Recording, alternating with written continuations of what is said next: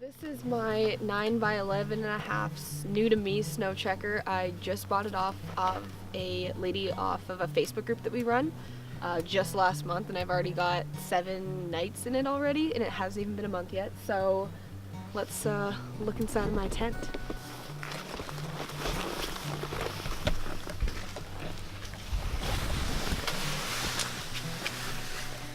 So this is the inside. We are on cots this time. We weren't a couple weeks ago because we were backcountry, but yeah, we have cot here. We've pushed them over to the sides just that we have like a nice little room to like sit if people want to come in and I don't know, hang out. Okay, let's go to bed. So we have the same sleeping thing that we had last time. So we have like the wool blankets layered underneath of us, sleeping bags, and since we're on electrical and we let the stove go out at night, we'll just put like a heating blanket in. They work really good if you have electrical. It's way easier and you get way more heat off them than you do from little heaters, which we do have. We have this guy because it was family day weekend and we were demoing our tents this weekend, so this was just on top of the stove. Floor. So for the floor, underneath this we have a blue vinyl tarp. You can't see it right now.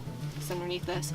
Then we have these foam mats, and we, besides like the water from our boots, we actually haven't had any water come in the tent, which is awesome because usually we have like a lake.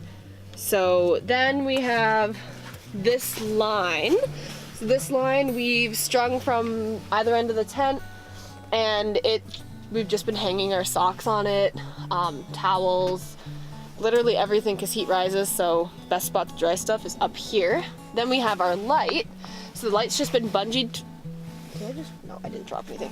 The light's been bungeed to the pole.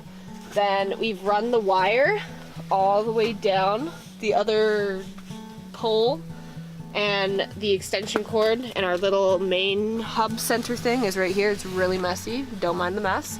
But we have our kettle. This is our little table area. We've just got all of our stuff on there. We've got a light right here, so that other light lights up the rest of the tent, but this just helps illuminate this area. Then we have our wood area.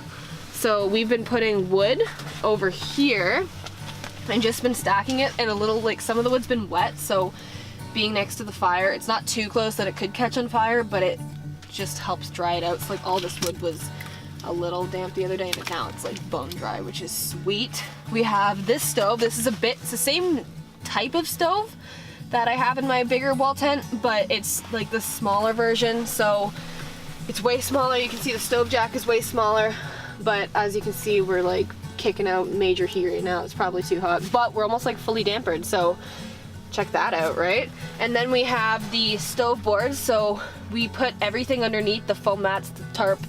This board is just to keep the stove up off the foam so it doesn't melt it. And then we have this reflector mat thing. It actually goes on the dash of a car. So all we've done is just lay it along the back pole, and then at night we'll pull it across the door. And it actually reflects the heat all back here. But besides that, everything stove-wise is contained to this area. Then we have this crate, and I've just put a mat on top of it to sit, so it just makes it easier to sit in front of the stove. And I think that's my tent.